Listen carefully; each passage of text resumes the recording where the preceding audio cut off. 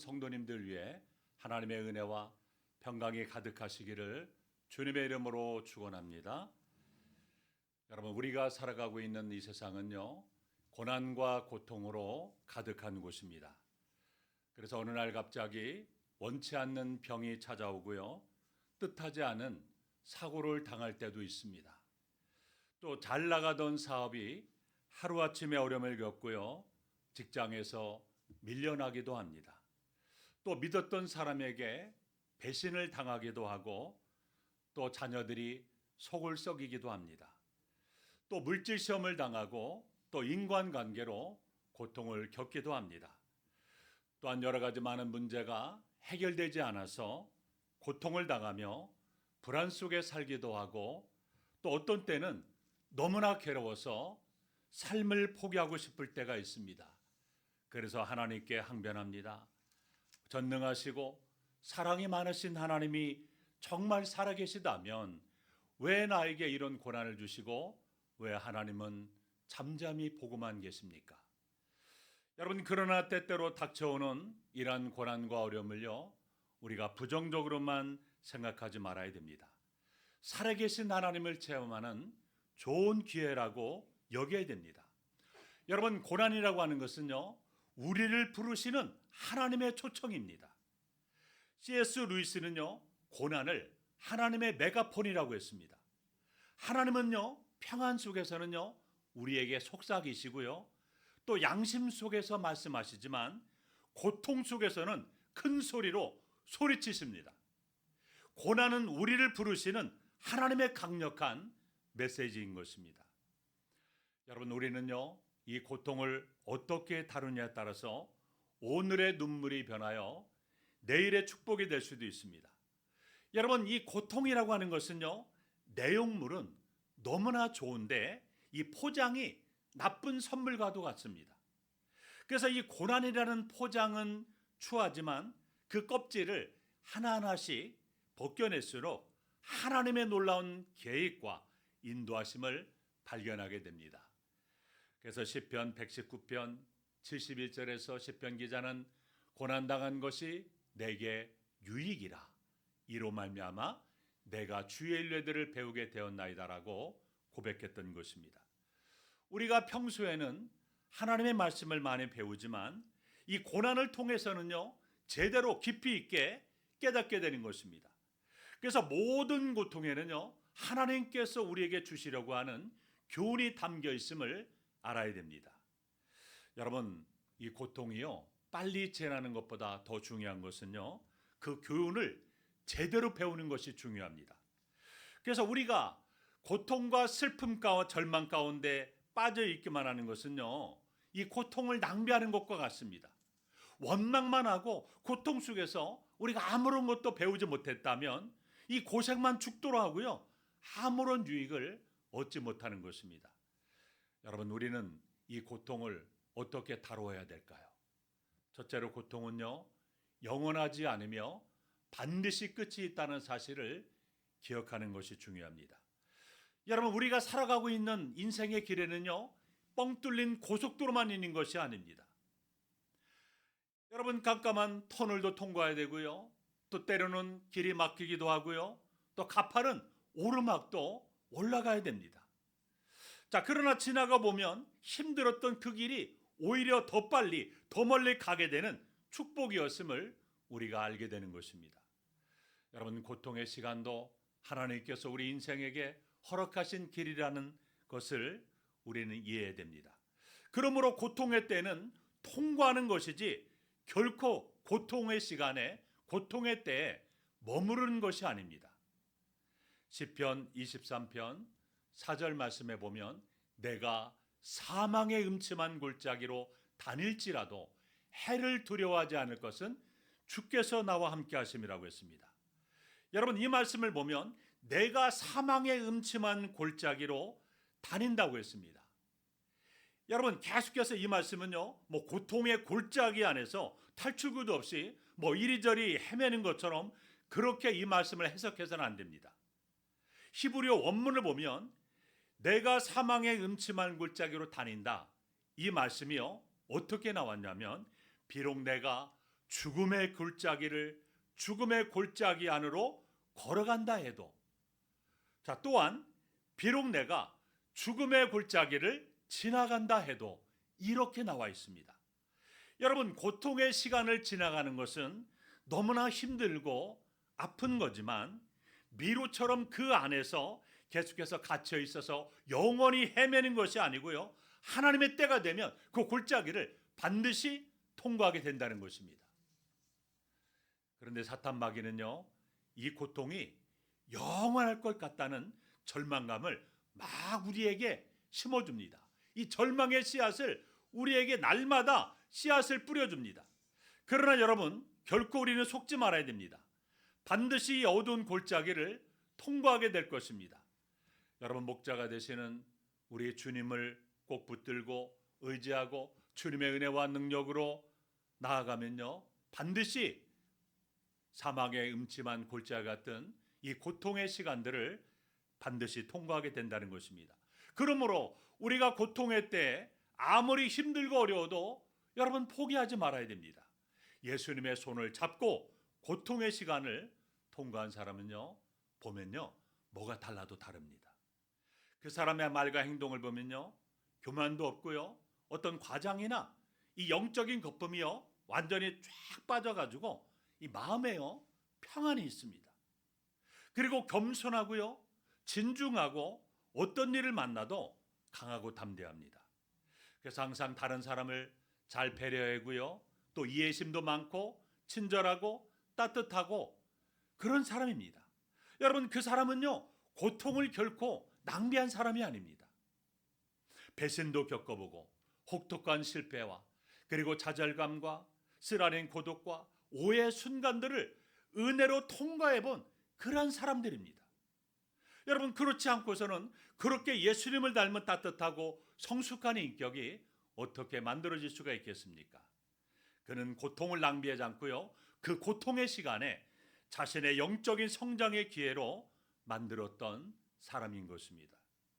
두 번째로, 또 우리는 고통을 어떻게 다뤄야 될까요? 고통 속에서 절대로 포기하지 말아야 됩니다.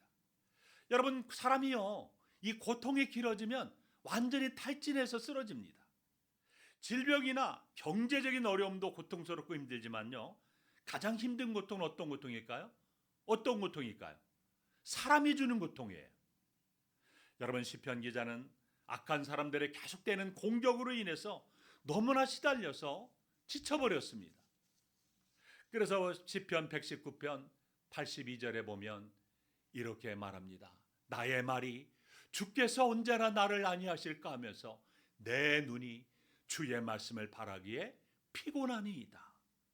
주님께 자신의 형편을 간절히 아뢰면서 지금까지 거욱 버티며 살아왔는데 아직까지 구원이 임하지 않았으니 너무나 힘이 들고 지쳐서 이렇게 버티는 것이 힘들다라고 시편 기자는요, 고백하고 있는 거예요. 여러분, 우리도 인생을 살면서 고통 때문에 더 이상 못 버티겠어, 너무나 힘들어, 이렇게 할 정도로 고통스러울 때가 있습니다. 그러나 결코 우리는 그 자리에 주저앉아 있으면 안 됩니다. 여러분, 시편 기자는 극심한 고난 가운데서도 결코 포기하지 않고 다시금 일어났습니다. 우리 시편 119편 81절, 87절 다 함께 한번 읽어볼까요? 시작. 나의 영혼이 주의 구원을 사모하기에 피곤하오나 나는 주의 말씀을 바라나이다. 그들이 나를 세상에서 거의 멸하였으나 나는 주의 법도들을 버리지 아니하였사오니. 여러분, 시편 기자는요, 악인들이 막 수없이 퍼붓는 공격으로 인해서 죽을 고비를 여러 번 넘겼습니다. 하지만 그는 오뚜기처럼 다시금 일어났습니다. 왜냐하면 하나님께서 그를 붙들고 계시기 때문입니다. 여러분들이 잘 알고 있는 미국의 샌프란시스코에 가면 이 금문교라고 하는 유명한 다리가 있습니다. 이 금문교라는 이름처럼요, 해가 질 때 금빛으로 물드는 다리의 풍경은요, 매우 아름다워서 세계적인 관광 명소가 되었습니다. 그런데 이 금문교가 착공되던 1937년도에는 많은 어려움이 있었습니다. 이 높이만 227m인 주탑에서 인부들이 작업하다가 그 해만 11명의 인부가 떨어져 죽었습니다. 당시에는 이 초고층 빌딩을 세울 때도 그냥 아무런 안정장치 없이 공사하던 시기였습니다. 게다가 시시때때로 일어나는 안개와 강풍으로 인해서 작업을 하는데 많은 어려움이 있었습니다. 그래서 인부들이 숫자가 점점 줄어들었고요. 이런 상황에서 당국은요, 고심 끝에 떨어져도 안전할 수 있도록 공사 현장에 이 거대한 그물망을 설치를 해줬습니다. 그런데 놀라운 일이 벌어졌습니다. 그물망을 설치했을 뿐인데요, 이전과는 달리 떨어지는 인부가 한 명도 없었고 이 작업 속도도요 20%나 빨라졌습니다. 여러분, 그물이요 인부들의 마음에 두려움을 제거해 주었기 때문입니다. 인부들은요 그물을 믿고 담대하게 그리고 안전하게 공사를 계속했던 것입니다. 여러분, 하나님은요 우리의 안전 그물과도 같습니다. 우리가 힘들긴 하지만 하나님은 이대로 죽도록 우리를 내버려 두지 않으십니다. 여러분, 고통을 견디는 힘은 어디에서 나올까요? 고통을 견디는 힘, 이 힘은요 기도에서 나옵니다. 기도는요 우리의 시선을 이 고통이라는 것에서 여러분 하나님으로 옮겨주게 됩니다. 그렇기 때문에 우리는 고통 속에서도 기도를 쉬지 말아야 돼요. 그런데 어떤 사람들은요 이 고통이 찾아오면 기도를 멈춥니다. 신앙생활을 포기합니다. 하나님을 멀리 따라 살아갑니다. 그러나 우리는요 고통 속에서 결코 기도를 멈추지 말고요 하나님을 더 붙들고 의지해야 됩니다. 모든 기도의 용사들은요 고난의 용광로에서 빚어졌습니다. 여러분, 시편에 나오는 다윗의 기도를 보시기 바랍니다. 불같은 고통 속에서 만들어졌습니다. 하나님의 믿음으로 고통 속에서도 이 하루를 견딜 수 있는 힘을 달라고 날마다 기도하시기 바랍니다. 이것이 고통을 견딜 수 있는 바로 능력입니다. 세 번째로 또 우리는 고통을 어떻게 다뤄야 될까요? 고통 속에서 마귀에게 틈을 주어서는 안 됩니다. 우리 시편 23편 4절 말씀을 보면 내가 사망의 음침한 골짜기로 다닐지라도 해를 두려워하지 않는다라고 말했습니다. 자, 여기에서 해를 두려워하지 않는다를 히브리어 원문으로 보면 나는 낙을 두려워하지 않는다라고 나와 있습니다. 여러분, 우리가 고통의 터널을 막 지나가고 있는데요, 이 고통 자체가 너무나 힘든데 마귀가 그 고통의 틈을 파고들어서 우리를 공격합니다. 그래서 이 고통을요 완전히 확대 해석하게 만들어 버리고요 우리 안에 있는 분노를 폭발시켜 버립니다. 그리고 기억하지도 않은 데는 옛날 상처를 막 하나하나 끄집어내 가지고 막 더 힘들게 하고요 또 사람을 오해하게 만들고 미워하게 만들고 죽고 싶다는 생각까지 집어넣어 줍니다. 그래서 생각하지 못했던 불신앙적인 언어가 쏟아져 나오고요 그리고 폭력적인 그런 말이 터져 나옵니다. 그리고 우매한 결정들을 하게 만든다는 것입니다. 여러분, 이 모든 것은 우리가 고통 가운데 있을 때 사탄 마귀에게 틈을 주었기 때문에 벌어진 일이라는 것입니다. 여러분, 이 모습은 정상적인 믿음의 모습이 아닌 것입니다. 이럴 때 우리는 정신을 차리고 예수님의 이름으로 사탄 마귀를 틈타지 못하도록 물리쳐야 되고요 그리스도의 보혈로 덮어달라는 기도를 드려야 됩니다. 그럴 때 하나님께서 악한 자의 공격으로부터 우리를 지켜주실 것이고 우리의 고통을 더 큰 재앙으로 몰고 가려는 마귀들을 여러분 물리칠 수가 있다는 것입니다. 여러분, 지금 인생에서 고통의 골짜기를 지나가고 있습니까? 믿음의 용기를 가지시기 바랍니다. 내가 가진 것을 잃고 믿었던 사람에게 배신을 당하고 죽고 싶은 마음이더라도 마귀에게 결코 틈을 주어서 주지 말고 믿음으로 힘을 내는 것이 중요합니다. 모든 것이 다 끝난 것 같지만 끝난 게 아닙니다. 눈을 들어 주님을 바라봐야 되고요 주님의 손을 주님께 손을 내밀고 주님께서는 우리의 손을 잡아주실 것입니다. 네 번째로 또 우리는 고통을 어떻게 덜어야 될까요? 고통 속에 축복이 숨겨져 있음을 믿어야 됩니다. 여러분, 우리는 이 고난이라는 설교를 들을 때 고난은 변장된 축복이란 말을 많이 들어왔습니다. 여러분, 그런데요 다른 사람이 막 고통을 당할 때 뭐 그런 말을 하기는 쉽지만 내가 고통받고 있는데 이 말을 받아들이기는 쉽지가 않습니다. 자, 그렇다면 고통이 왜 축복일까요? 첫째로 하나님은요, 고통을 통해서 회개하며 죄를 버리게 하시기 때문입니다. 여러분, 하나님은 고통을 통해서 우리의 잘못 살아왔던 죄들을 회개하게 하십니다. 우리 시편 119편 67절에 보면 고난 당하기 전에는 내가 그릇 행하였더니 이제는 주의 말씀을 지키나이다. 여러분, 이 말씀은요, 자기가 고난이 닥치고 나서야 잘못 살았다는 것을 깨달았던 것입니다. 이것이 당연한 것 같지만 쉽지가 않습니다. 여러분, 의외로 많은 사람들이요, 고난을 당하면서도 회개하지 않아요. 고난 속에서 하나님의 뜻을 발견하고 죄를 회개하라는 뜻으로 발견하고 하나님 앞에 회개하고 나가야 되는데 고난을 그렇게 해석하지 않는다는 것입니다. 그래서 자기 잘못을 인정하지 않고요, 변명하고 너무나 억울해합니다. 책임을 회피하고요, 다른 사람에게 전가시켜 버립니다. 여러분, 이런 태도는요, 고통을 낭비하는 것이 되는 것입니다. 여러분, 우리의 삶 가운데 있어서 똑같은 고통이 계속해서 반복된다면 그 고통의 원인이 자기 자신에게 있는 것은 아닌지 깊이 생각해 보시기 바랍니다. 여러분, 시편 기자는요, 이 고난 속에서 고통의 원인을 다른 사람에게 찾지 않았습니다. 자기 인생에 잘못된 것이 있었음을 솔직하게 인정했습니다. 여러분, 회개라고 하는 것은 내가 그릇 행하였더니 이제는 주의 말씀을 지키나이다라는 고백을 진심으로 하는 것입니다. 여러분, 우리가 잘 알고 있는 탕자의 비유가 있습니다. 탕자는요, 돈이 아주 많았을 때는 몰랐습니다.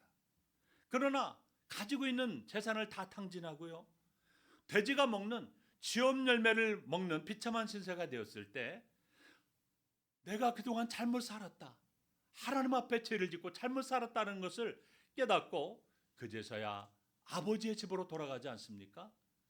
고통의 원인을 자기가 제공했음을 인정하고요, 잘못된 죄악의 길을 미련 없이 버리고 어떤 대가를 치르서라도 하나님이 기뻐하시는 길로 돌아가는 것, 이것이 바로 고난을 당할 때 우리가 보여야 할 태도인 것입니다. 그러면 하나님께서 반드시 살 길을 열어주십니다. 여러분, 하나님께서는 형통할 때는요, 가르칠 수 없었던 것을 고통을 통해서 가르치십니다.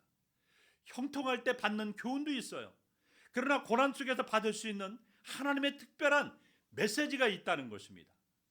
그래서 어떤 사람은요, 수십 년간 담배를 끊지 못했는데 어느 날 갑자기 폐암 말기 판정을 받은 겁니다. 폐암 말기 판정을 받고 충격을 받아가지고 그제서야 담배를 끊습니다. 충격적인 고난이 아니면 결코 편하지 않는 어떤 그 죄악의 못된 그런 부분들이 우리 인간 안에 다 있습니다. 자, 그것은요, 잘못된 성격일 수도 있고요, 남의 말을 함부로 하는 입술일 수도 있고, 자기밖에 모르는 어떤 이기적인 교만일 수도 있습니다. 자, 그 모든 내 안의 독소들을요, 고난을 통해서 하나님은 다 드러내시고 그 독소를 다 빼내십니다. 우리 히브리서 12장 11절에서 13절 우리 다 함께 한번 읽어보겠습니다. 시작.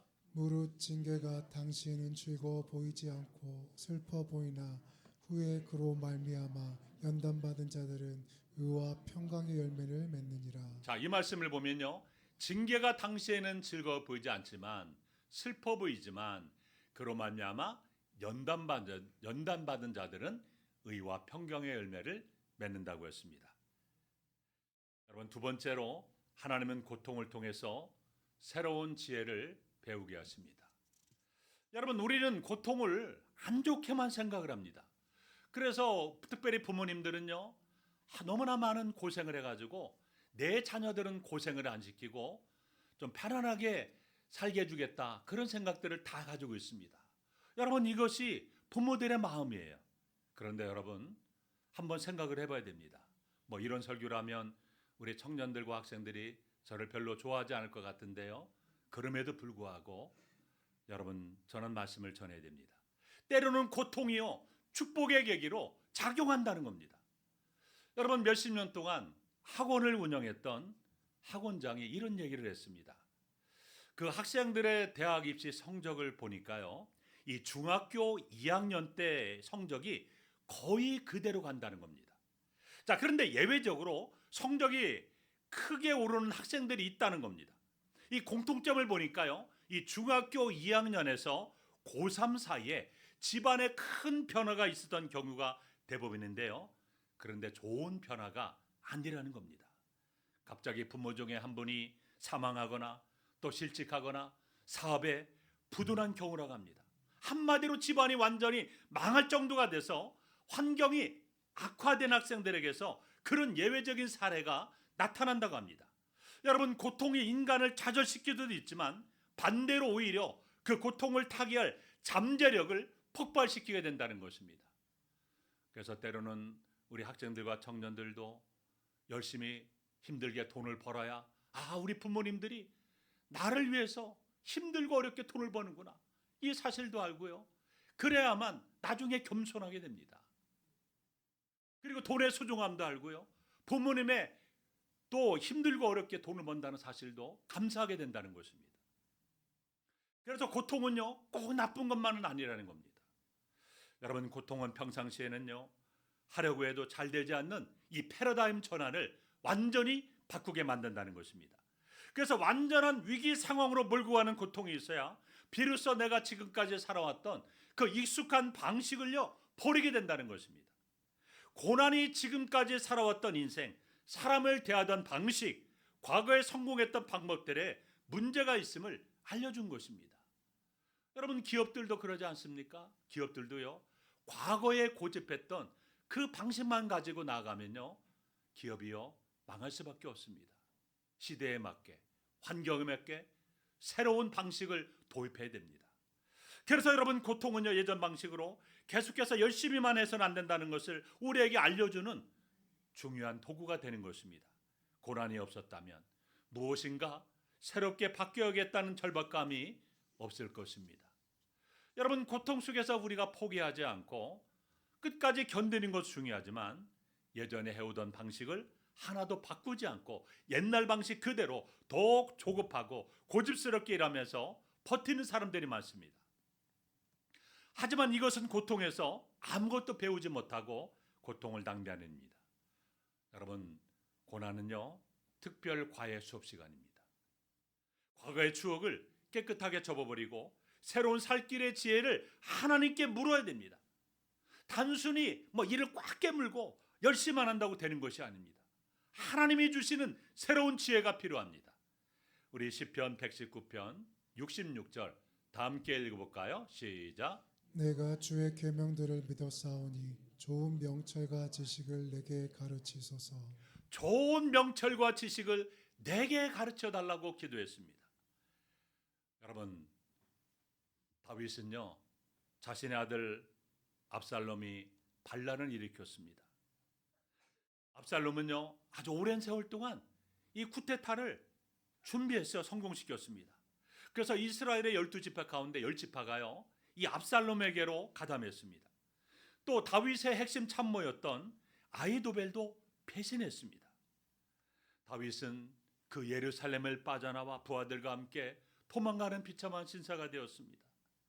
여러분, 다윗은요 평생을 전쟁터에서 누볐던 그런 대단한 장수였지만 외부의 적들을 물리치는 것과 내부의 이런 무서운 반란을 다루는 것은 전혀 다른 것이었습니다. 여러분, 다윗이 사용했던 전략은요 배신한 아히도벨이 훤히 다 꿰고 있었기 때문에 아무런 소용이 없었습니다. 여러분, 이때 다윗은 무엇을 했을까요? 절박한 마음으로 하나님께 기도했습니다. 그래서 하나님께서는 다윗의 친구 후세를 압살롬의 참모들 속에 침투시켜서 그 안에 분열을 일으키는 아주 절묘한 전략을 다윗에게 알려주었습니다. 평생 동안 야종군 사랑원을 살아온 다윗이 전에는 해본 적이 없는 새로운 방법이었던 것입니다. 그래서 이것으로 전세를 뒤집는 결정적인 계기가 되었던 것입니다. 여러분, 하나님은요 지금 현재의 고통을 극복할 수 있는 새로운 지혜도 주시지만 앞으로 닥쳐올 수 있는 더 큰 재앙을 막는 예방 주사도 되는 것입니다. 그러므로 우리는 고통의 때 정신을 바짝 차리고 겸손히 하나님의 새로운 지혜를 배워야 됩니다. 마지막 5번째로 우리는 또 고통을 어떻게 다뤄야 될까요?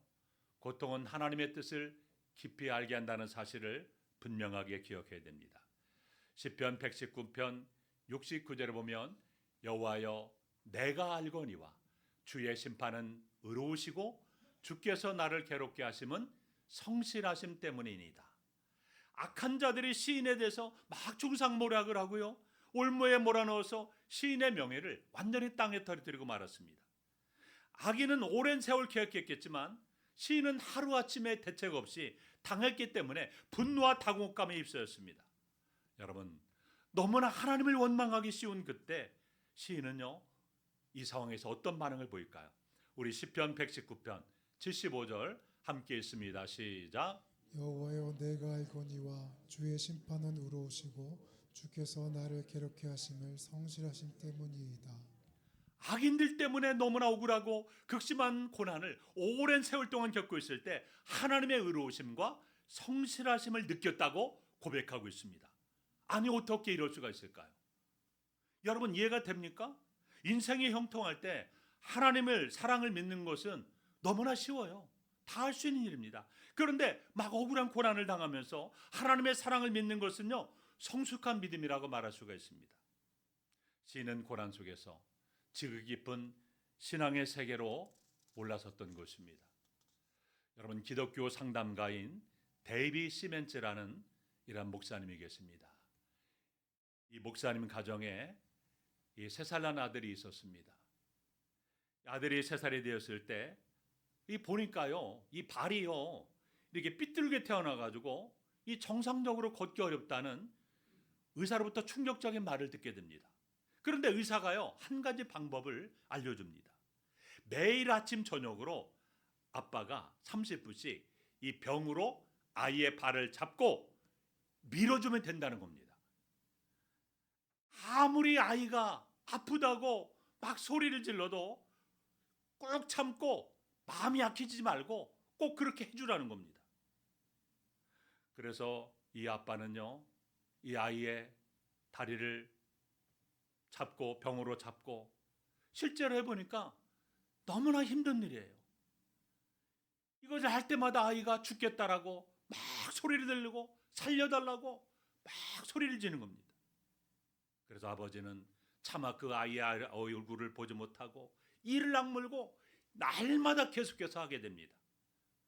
10수년이 지나 이 아이는요 완전히 건강한 두 발로 학교의 테니스 대표 선수가 되었습니다.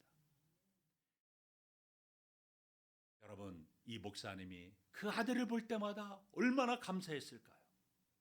그리고 당시 아버지를 그렇게 원망했던 아들은요, 그 아버지에게 그때를 생각하면 너무나 감사하다라고 말했습니다.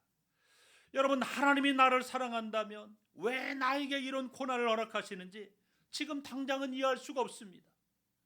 그러나 알지는 못하지만 하나님의 사랑과 지혜를 믿기 때문에 이해가 되지 않아도 우리가 믿음으로 받아들여야 됩니다. 하나님은 실수가 없으신 분이십니다. 그렇기 때문에 믿고 감사하며 고난을 받아들여야 됩니다. 우리가 아직은 알 수 없는 하나님의 선하고 아름다운 목적이 있기 때문입니다. 우리의 고난을 통해서만 이루어질 수 있는 그 하나님의 선하신 뜻이 분명히 있을 것입니다. 이 하나님의 뜻을 어렴풋이나마 깨닫게 해주는 것이 바로 하나님의 말씀입니다.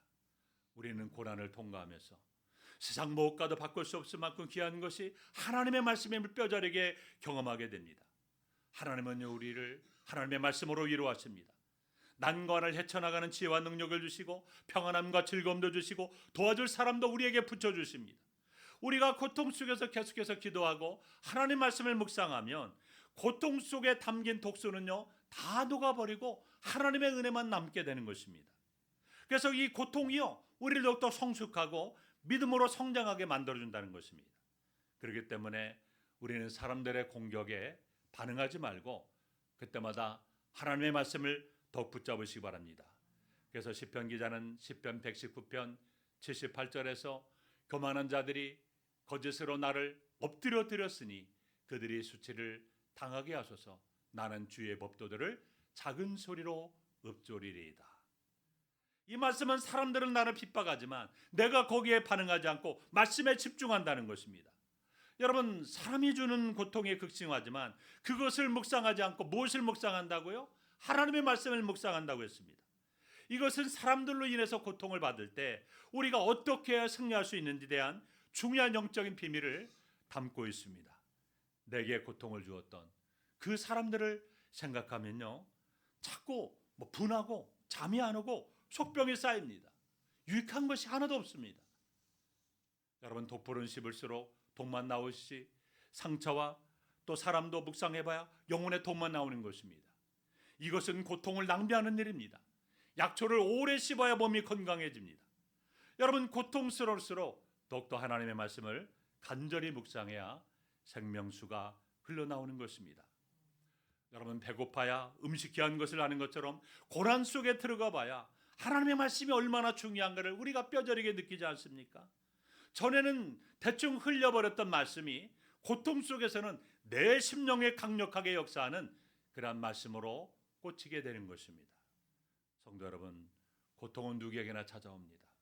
그러나 중요한 것은 고통을 당하느냐 당하지 않느냐가 고통을 어떻게 다루느냐, 이것이 중요합니다. 우리는 4가지 중요한 말씀, 5가지 중요한 말씀, 고통을 어떻게 다뤄야 되는지 꼭 기억하시기 바랍니다.